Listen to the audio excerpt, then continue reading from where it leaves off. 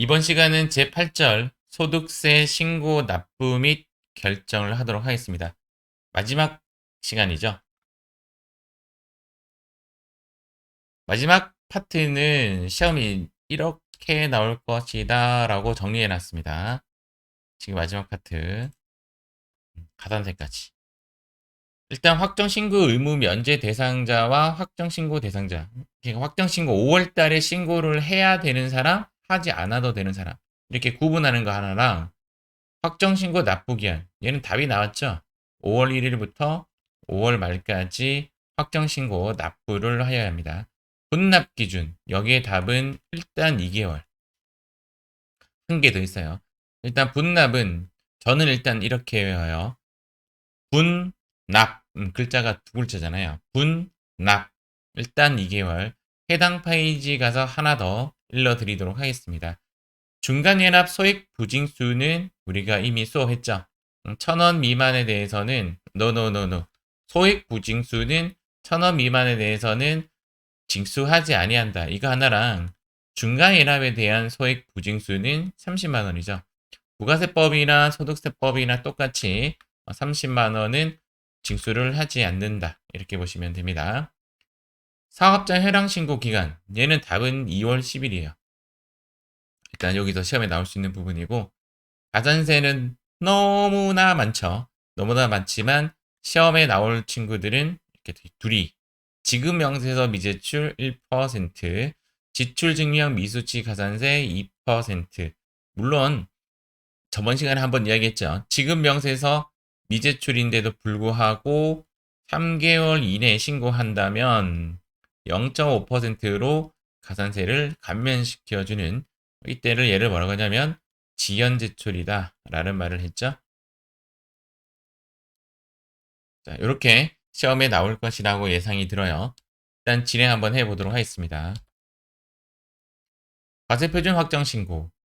해당 연도의 종합소득 금액이나 이제 퇴직소득 금액이 있는 거주자는 5월 1일부터 5월 말까지 신고를 하여야 한다. 이러한 과세표준 확정 신고는 과세표준이 없거나 예를 들어서 이제 세금을 낼 것이 없다고 해도 그러니까 내가 세금을 납부할 세금이 없다 하더라도 이 말입니다. 이 문구는 시험에 나와요. 결손금이 있는 경우 내가 쉽게 이야기해서 마이너스 한 거죠. 마이너스를 한 경우에도 하여야 한다. 복식보기 의무자가 기업회계 기준을 준용하여 작성한 재무상태표, 손익계산서, 합계잔액계산표, 조정계산서를 제출하지 아니한 경우에는 무신고로 보아 신고 불성실 가산세를 적용한다. 우리 홈택스에 신고할 때, 소득세 신고할 때는 네 가지를 작성 제출하도록 되어 있습니다. 그게 재무상태표, 손익계산서, 합계잔액계산표, 조정계산서입니다. 아마 이 부분은 시험에 안 나올 거예요. 아마 이 부분은 시험에 안 나올 거고, 여러분들은 여기 있는 부분, 여기 요 문구죠, 요 문구. 해당 연도의 과세 표준이 없어도 결손금이 있다 하더라도 언제까지 5월 31일까지 신고하여야 한다. 이렇게 보시면 됩니다. 자, 네분 한 칸. 과세 표준을 다음 연도 5월 1일부터 언제까지였죠? 5월 말까지 과세 표준이 없거나 이렇게 해도 신고를 하여야 한다. 확정신고 의무 면제. 책에는 일단 이렇게 나와요. 근로소득만 있는 자, 퇴직소득만 있는 자, 연말정산되는 사업소득만 있는 자, 이런 만 있는 자는 하나의 의미를 하는 거예요. 이것을 제가 그림으로 한번 표현해 봤습니다. 일단은 근로소득만 있는 자, 공적연금소득만 있는 자, 부부부 사업자. 부부부 사업자 뭔지 아시죠? 방문 판매원, 보험 모집인, 음료품 배달원. 제가 표현을 부부부 사업자 이렇게 이야기했고 분리과세 소득이 만 있는 자, 퇴직 소득만 있는 자 이렇게 되는데 실제적으로는 이제 예를 들어서 부부부 사업자나 근로소득자나 연금소득만 있는 자는 신고를 하지 않아요. 그런데 이렇게 붙어버리면 내가 소득이 두 개인 거죠. 부부부 사업자 소득도 있고 근로소득도 있고 이렇게 두 개 있는 자 또는 이렇게 그 두 개가 있는 자는 확정 신고를 해야 돼요. 또한 세 개 다 있으면 당연히 해야 되고 위로 붙는 것은 안 해도 돼요. 예를 들어서 분리과세도 있고 내가 근로소득도 있고 퇴직소득도 있다라고 한다면 얘는 신고 안 해도 돼요. 결론적으로 이렇게 정리가 됩니다. 단독으로 있을 때는 이 세 개가 단독으로 있을 때는 신고 안 해도 돼요. 사근년 분태 이렇게 외우시면 됩니다. 사근년 분태. 사근년 분태 이쪽은 외우실 필요가 없겠죠. 사근년 분태 하나씩 따로따로 있을 때는 확정 신고를 안 해도 돼요. 그러나 옆으로 만난다는 것은 확정 신고를 해야 된다. 위로 만나는 경우 이렇게 세 개 만난다든지 이렇게 세 개 만난다든지 이렇게 세 개 만나는 것은 확정 신고를 안 해도 된다. 분하고 퇴는 당연히 없는 셈 친다라고 보시면 되는 거죠. 이에 반해서 이 부분을 암기하는 부분은 아니고요. 사업소득만 있는 자는 해야 돼. 배당소득만 있는 자 해야 돼. 기타소득만 있는 자, 연금소득만 있는 자, 이자소득만 있는 자는 해야 돼. 여기서 말하는 이제 연금소득은 사적 연금소득이죠. 그러나 내가 이렇게 해서 분리과세가 되었어. 그럼 안 해도 되죠. 사적 연금소득도 기타소득조 소득도 분리과세 선택을 할 수 있는 선택적 분리과세를 갖고 있죠. 이게 분리과세로 가버리면 안 해도 돼. 그러나 분리과세가 아닐 경우에는 해야 돼가 기본입니다. 그러면 이제 이렇게 되죠. 이렇게 두 개 만나면 해야 돼. 이렇게 만났다. 안 해도 돼. 이렇게 만났다. 해야 돼. 얘 혼자다. 해야 돼. 해야 되는데 만났어. 해야 돼. 해야 되는데 이렇게 돼야 해야 돼. 단 분리과세로 가버리면 안 해도 돼. 이렇게 정리를 할 수가 있겠습니다. 확정신고 납부기한. 이거는 이제 시험상 아주 중요한 것뿐만 아니라 실무에서도 아주 중요해요. 5월 1일부터 5월 말까지 납부를 해야 되고 사망인 경우에는 상속 개시일, 상속 개시일이 사망한 날이죠. 사망한 날로부터 6개월이 되는 날까지, 6개월 되는 날, 그 날, 6개월에 되는 그 달의 마지막 날까지 신고를 해야 된다. 출국은 출국하는 날 전날까지. 왜 그러냐면 출국하는 날에 비행기 타고 해외로 가버리잖아요. 그 가버리는 날까지가 아니라 그 전날까지 신고를 해야 한다. 예를 들어서 이제 출국일 마이너스 일까지 신고 기한이고 거주자는 출국일까지 거주자가 된다. 출국일 플러스 1일부터는 비거주자가 된다. 이것도 간혹 시험에 나옵니다. 자, 분납. 처음부터 제가 그런 이야기 했었죠. 글자 수가 두 개라고. 분납. 이게 분납. 일단 2개월 하나 기억하시고. 자, 두 번째 조건은 뭐냐면 납부세액이 2천만 원 이하인 경우에는 1천만 원 넘는 부분에 대해서는 분납할 수 있다. 이렇게 되어 있고요. 2천만 원 넘는 부분에 대해서는 50% 이하 금액을 분납할 수 있다. 분납의 의미는 지금 당장 내는 것이 아니라 다음에 내는 거. 이번에 한번 내고 다음에 내는 거. 다음에 내는 것을 분납이라고 해요. 그래서 자진 납부할 세액 또는 중간 예납 세액이 1천만 원을 초과하는 경우에는 즉 1천만 원을 초과하지 않으면 분납이 안 됩니다.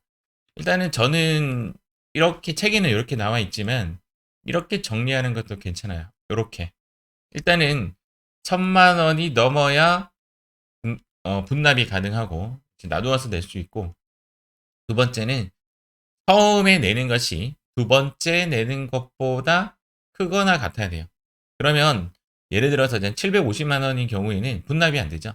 처음에 내는 것 자체가 750만 원을 내야 하고 두 번째 1200만 원인 경우에는 처음에 무조건 1000만 원 이상을 내야 되고 뒤에는 200만 원 이런 식으로 내도 되고요.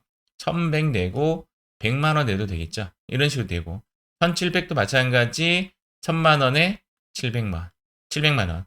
2200만 원인 경우에는 예를 들어서 딱 50%라면 1100에 1100 요렇게 되는 경우는 조건이 만족하죠. 만족하고 2200만 원 예를 들어서 1200만 원에 1000만 원이라면 이 조건에 만족하죠. 만족하고 그러나 예를 들어서 1000만 원에 1200만 원이다. 이렇게 되죠. 이렇게 되면 분납을 할 수가 없다라고 보시면 됩니다. 이렇게 제가 한번 적어봤어요. 이 경우는 성립되지 않는다. 이렇게 보시면 되겠습니다. 중간예납. 사업소득이 있는 거주자는 1월 1일부터 6월 30일까지 이때를 뭐라고 하냐면 중간예납 부과기간이라고 하겠죠. 중간 부과기간이 납부는 언제까지 하냐면 11월 말까지예요. 그러면 중간예납은 1월부터 6월 달까지를 11월 말에 낸다라는 말은 몇 개월 여유를 주는 거죠? 그렇죠. 5개월 여유를 주는 거네요. 5개월 후에 납부하시오라고 되어 있습니다. 중간연합세액은 이제 직전 연도 종합소득에 대한 소득세로 납부하였거나 납부해야 할 세액, 얘를 뭐라고 하냐면 중간연합 기준액이라고 합니다. 중간연합 기준액이 무엇이냐? 라는 말은 안 나와요. 말은 안 나오는데 시험은 잘 안 나오는데 통상적으로 전년도 납부액이라고 보시면 되겠죠. 전년도에 납부한 금액의 몇 분의 몇? 2분의 1을 뭐 한다? 11월 1일부터 15일까지 중간 예납을 고지하고 신고 납부가 원칙이 아니라는 거죠. 신고 납부가 원칙이 아니라 그냥 가만히 앉아 있으면 국세청에서 얼마 내시오라고 고지를 한다. 이런 말입니다. 고지를 하면 11월 말까지 납부하여야 한다. 이런 이야기입니다. 신고 납부가 의무가 아닌 신고 납부는 어떠한 특이한 사항이 발생되었을 때 내가 선택하는 것을 신고 납부라고 하고 통상적으로 중간예납은 소득세 중간예납은 고지를 받고 납부를 합니다. 그게 언제까지냐면 11월 말까지다라고 보시면 돼요. 중간예납 기준액을 찾아보시면 전년도 중간예납세액의 확정신고 자진납부세액 이 두 개가 바로 전년도에 결정된 세금이겠죠. 거기에 이야기입니다. 또 무엇을 더 추가하고 빼서 중간예납 기준액이 만들어지는데 통상적으로 중간예납 기준액은 전년도 세금이 결정된 그 결정세액이 중간예납 기준액이다. 그렇게 보시면 조금 편할 것 같습니다. 중간예납 기준액이 무엇이냐? 시험에는 안 나와요. 중간예납 세액, 중간예납 2, 11월 1일부터 30일까지 고지가 원칙이나 신고 납부를 해야 되는 경우도 있습니다. 첫 번째, 중간예납 기준액이 없는 사람. 중간예납 기준액이 있어야 요것의 2분의 1을 하는데 이런 사람이 누굴까요? 그렇죠. 전년도에 내가 신고 안 했다든지 또는 거짓 신고를 해서 중간예납 기준액 자체가 존재하지 않는 경우가 있겠죠. 그때는 신고 납부를 해야 돼요. 다만 신규 사업자는 당연히 중간예납 기준액이 없겠죠. 신규 사업자는 중간예납 기준액이 없다라 하더라도 중간예납 자체를 하지 않습니다. 중간예납 추계액이 중간예납 기준액의 30%에 미달하여 내가 스스로 신고 납부를 선택한 자. 이게 어떤 이야기냐면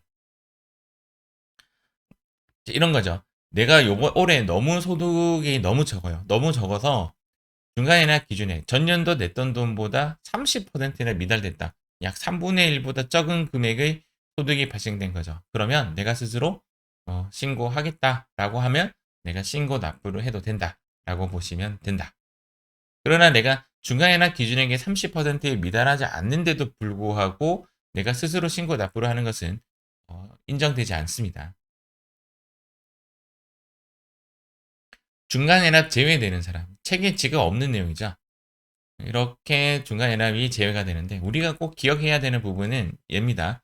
신규 사업자는 중간예납을 하지 않습니다. 한번 읽어볼게요. 휴폐업자도 중간예납을 하지 않습니다. 다음의 소득만 있는 자, 200은 사업소득 중 이런 사람들, 저술과 보험 이런 사람들은 중간예납에서 제외됩니다.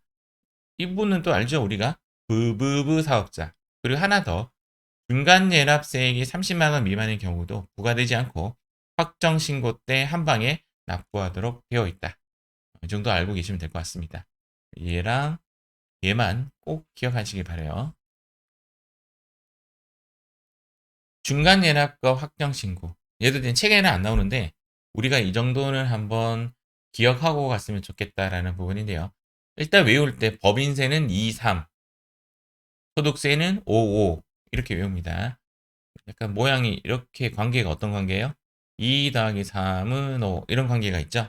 이런 관계가 있는데 내용이 어떤 이야기냐면 법인세 중간예납은 중간이라는 말 자체는 1월부터 6월까지가 중간입니다. 1월부터 6월까지 중간에 대해서 몇 개월 유예를 주냐면 2개월 유예를 줍니다. 1월부터 6월까지를 2개월 후라고 본다면 8월 말이죠. 그러면 법인세 확정신고는 1월부터 12월까지죠. 1월부터 12월까지를 몇 개월 유예를 주냐면 3개월 유예를 줘요. 그러니까 12월 이후에 1, 2, 3, 3월 31일이 확정신고 납부기한입니다. 이에 반해서 소득세는 중간연납도 5개월 유예를 주고 확정신고도 5개월 유예를 줘요. 그래서 소득세의 중간연납은 1월부터 6월까지를 뒤에 5개월 7, 8, 9, 10, 11 그래서 11월 말까지 소득세 확정신고는 1월부터 12월까지를 5개월 더 주니까 1, 2, 3, 4, 5 5월 말까지가 되겠죠. 우리는 이번 시간에 이 두 개 숫자를 좀 암기했으면 좋겠고 법인세 쪽으로 가고 싶으신 분은 요거까지 기억하면 좋을 것 같습니다. 예를 들어 상관관계는 2 더하기 3은 5라는 상관관계가 있죠. 사업자 현황 신고. 저는 얘를 이제 어떤 식으로 외우냐면 면세 사업자의 사업자 현황 신고 이렇게 암기를 해요. 다시 한번 해볼게요. 면세 사업자의 사업장 현황 신고. 이게 어떤 이야기냐면 대부분 사업장 현황 신고는 면세 사업자가 해요. 면세 사업자의 특징이 뭐냐면 부가세 신고를 하지 않습니다. 부가세 신고를 하지 않는 사람이 사업장 현황 신고를 하도록 되어 있습니다. 어떤 이야기냐면 마지막에 이 글을 먼저 한번 읽어보도록 하겠습니다. 부가세법에 의하여 예정신고와 확정신고를 한 사람은 사업자 현황신고를 하지 않아도 된다. 부가세 신고를 통해서 국세청은 무엇을 알 수가 있냐면 그 회사의 매출액이 파악이 되죠. 그래서 부가세 신고가 1월부터 6월까지 또는 7월부터 12월까지의 부가세 신고가 끝이 나고 나면 이 데이터를 바탕으로 5월 달에 소득세 신고하시오라고 고지를 합니다. 송달이라고 하나? 이제 지시를 하죠. 그런데 면세사업자는 아예 아무 신고도 하지 않기 때문에 국세청이 파악이 안 돼요. 왜냐하면 면세사업자는 매입도 있을 것이고 매출도 있을 것인데 파악이 안 되니까 부가세 신고 부분에 대해서도 약간 난해한 거죠. 그래서 그냥 1월부터 12월까지 일한 것을 2월 10일까지 신고하도록 되어 있습니다. 이때 신고할 때는 사업자 현황 신고는 부가세 신고랑 비슷하게 신고를 합니다. 매입 세금 계산서, 매입 현금 영수증, 매입 신용카드, 그리고 매출 계산서, 매출 현금 영수증 이런 것들 매입과 매출에 대한 모든 사업자 현황을 신고하도록 되어 있다라고 보시면 됩니다. 일단 여기서 여러분들이 갖고 가야 할 시험 문제적 지식은 2월 10일이다 라고 보시면 돼요. 2월 10일까지 신고하도록 되어 있습니다. 납부할 건 없어요. 신고하도록 되어 있다.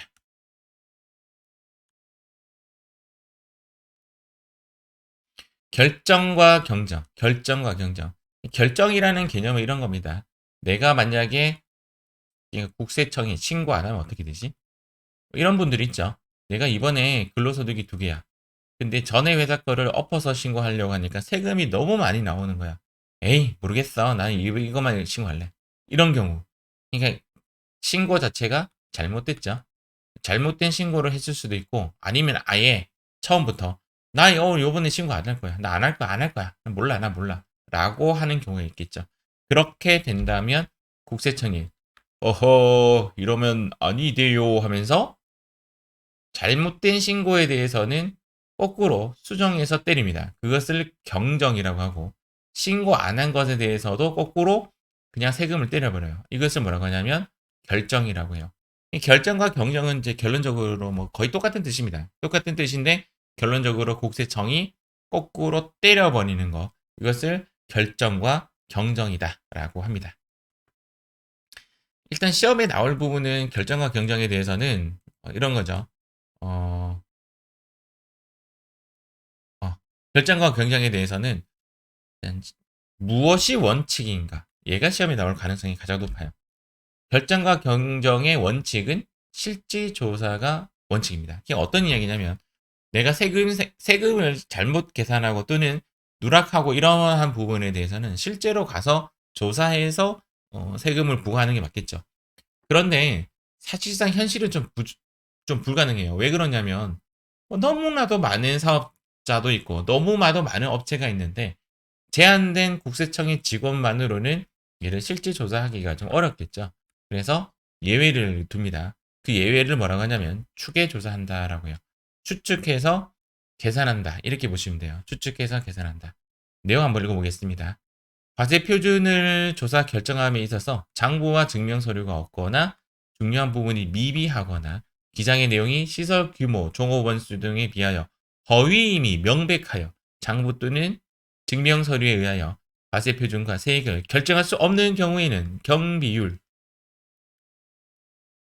개념은 이런 거예요. 내가 예를 들어서 자동차 사업을 한다고 하면, 자동차 정비업을 한다고 하면 전국에 평균적으로 나오는 비율이 있을 거 아니에요. 그런 것들을 경비율, 동호권자형 비슷한데 정비업들끼리 모아서 비율을 정하는 거. 그것을 동호권자형이라고 합니다. 경비율은 업종에 따라 나는 거고 얘는 동호권자니까 비슷한 업무, 사실은 내용이 비슷해요. 그래서 경비율 같은 경우에는 홈택스 들어가면 위에 이제 조회라는 부분을 클릭하면 경비율이 몇 퍼센트이다라고 떠요. 업종에 따라 다 퍼센트가 다릅니다. 어쨌든 경비율 또는 동호권자형에 의하여 결정하는 것을 추계조사 결정이라고 한다. 라고 해서 추계조사로 때려요. 추계조사로 때리면 예를 들어서 1월 교손금을 해주지 않는다든지 또는 무신고로 때린다든지 또는 내가 스스로 세금 계산 안 했기 때문에 여러 가지 감면 제도도 안 해준다든지 하는 불이익은 존재합니다. 소규모 사업자. 우리가 예전에 이제 간이가세 같은 부가세법에서는 간이가세를 소득세법에서는 소규모 사업자라고 합니다. 똑같다라고는 볼 수는 없는데 이게 지금 간이가세의 기준과 같죠. 직전 과세기간의 사업소득 수익 금액이 4,800만 원에 미달하는 자를 소규모 사업자라고 합니다. 부가가치세법상 간이가세자인데 얘가 법이 바뀌었죠. 그래서 얘를 사실은 부가세법상 간이가세자는 옛날 이야기예요. 그래서 이 부분을 지우는 게 맞겠죠. 지우는 거. 어떻게 지우지? 자, 이렇게 슉 이렇게 한번 해보겠습니다. 왜 이렇게 그어놨냐면 사실상 간이가세자는 두 단계로 나눠져요. 4,800만 원까지의 간이가세자는 기존의 간이가세자고 올해부터 또 바뀌었죠. 2021년부터 바뀌죠. 얘가 4,800만 원부터 8,800만 원까지가 제2의 간이가세자가 새로 생겼습니다. 이름만 간이가세자고 행동은 일반 가세자랑 똑같이 해요. 그래서 좀 간이가세가 좀 복잡해졌어요. 이유는 아마 이제 부가세법에 의해서 세금을 조금 줄여들려는 의도도 있고요. 두 번째는 성실한 세금을 내서 소득세 파트에 왔을 때는 4,800만 원까지만 소규모 사업자이기 때문에 4,800만 원 넘는 사람들은 세금이 좀 더 많이 나올 수도 있겠죠. 그런 부분에 대해서 조금 더 투명한 세금 계산을 위해서 그렇게 했을 수도 있고 정확한 게는 저도 잘 뜻은 모르겠어요. 왜 그랬는지. 어쨌든 간이가세 부분이 조금 범위가 늘어났습니다. 조금 더 읽어볼게요. 신규 사업자도 소규모 사업자라고 합니다. 신규 사업자. 그리고 우리가 앞서서 배웠던 부부부 사업자, 보험 판매인, 보험 모집인, 방문 판매업, 음료품 배달업, 연말정산 또 하는 이 친구들은 소규모 사업자로 분류가 된다라고 보시면 됩니다.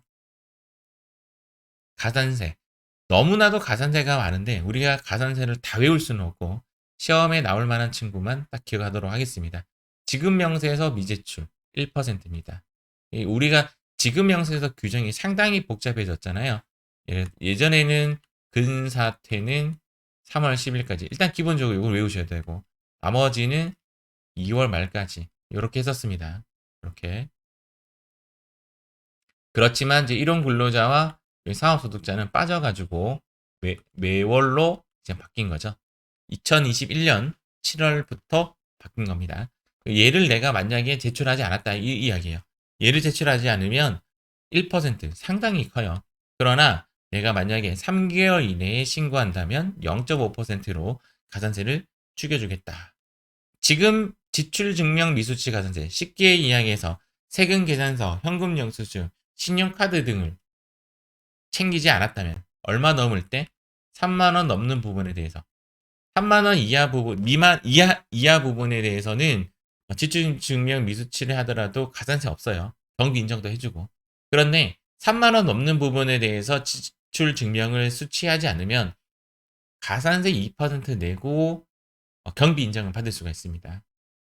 지출 증명 말고 영수증을 이제 내가 영수증이라도 챙겨야 되는 부분이 있죠.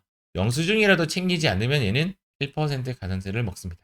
영수증 미수치 가산세는 1%, 지출 증명 미수치 가산세는 2%를 가산세로 매깁니다. 이걸 내기 싫으면 어떻게 하면 돼요? 경비 인정 안 하면 되죠. 경비 처리 안 하면 되죠.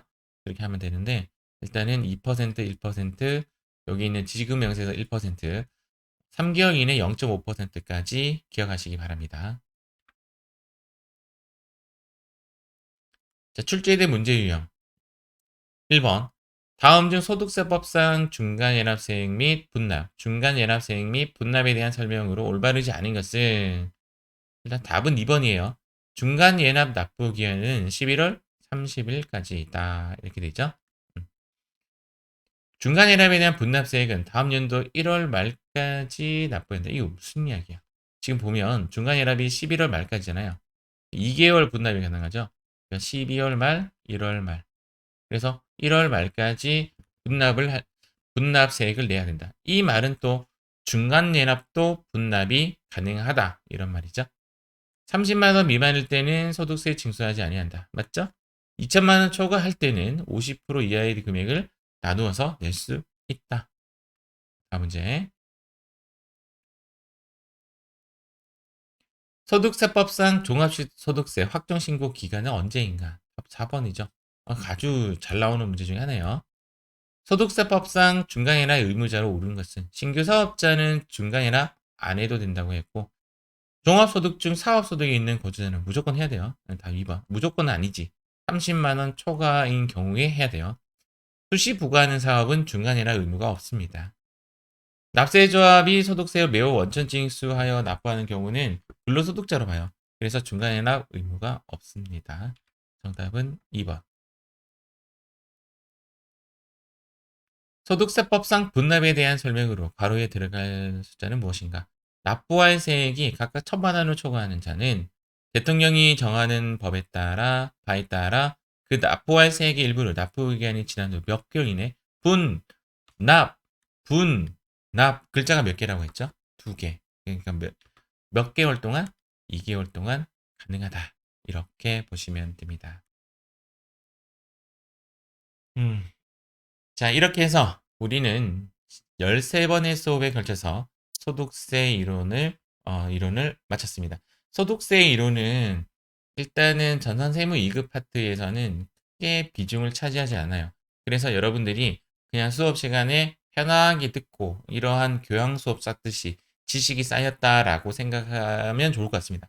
그런데 나는 확실하게 이 모든 것을 다 외워서 어디 자격증에 한번 뿌리고 싶다 하시는 분은 세무회계 상급이나 2급에 또 도전하시는 것을 추천해 드리겠습니다. 지금까지 수고 많으셨습니다.